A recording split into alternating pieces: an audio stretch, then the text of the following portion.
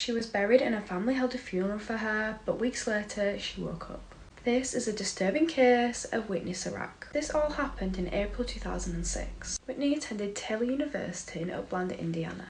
She was a model student and really thriving there. She got the opportunity to volunteer alongside her fellow students to help set up a banquet for the university's president. And of course, she decided to help. So while she was there, she met a girl called Laura. She was actually a couple of years older than her. After speaking for a while, they realised they were from the same hometown and they were getting on that well they decided to sit next to each other on the ride home. They were giggling and chatting for most of the journey back, and anyone that didn't know them would immediately thought that they were sisters. They looked really alike. They were both blonde with blue eyes, similar thin build. It's like they'd known each other for years. Everything seemed to be going well until they heard a scream and saw white lights heading their way. This is when a huge truck that had lost control slammed into the front of them. This sent the bus flying down the road, rotating over and over. A huge impact caused people to fly out of the vehicle, and 5 out of the 9 of them died immediately. Emergency services came to the scene and a police officer found one of the dead bodies, a young blonde female. There was an identification card laying on the floor not far from her body that read Whitney Sirach. Not far from her, they found another student who was alive but in critical condition. They rushed her straight to the hospital. They found an ID card near where she was laid, and this identified Laura Van Ryn. During the night, the coroner called Whitney's family to tell them devastating news that their daughter had been killed in a car accident. Her mother was devastated.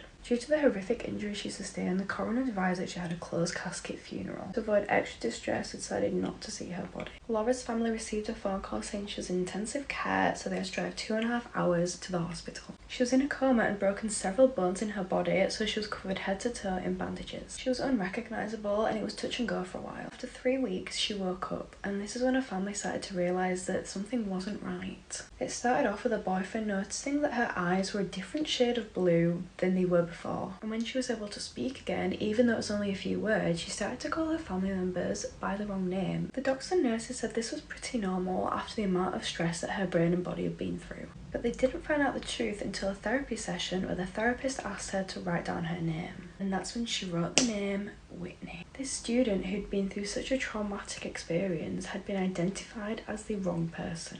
Laura's family, who'd been sitting by Whitney's side for weeks, had actually been sitting next to somebody else's daughter. They later formally identified her through dental records. Whitney's family then received yet another call in the night telling them that her daughter was not dead and in fact alive and had been in the hospital for weeks. Whitney is now living happy and healthy with a family of her own. However, I do still think about Laura's family and how horrific that must have been for them.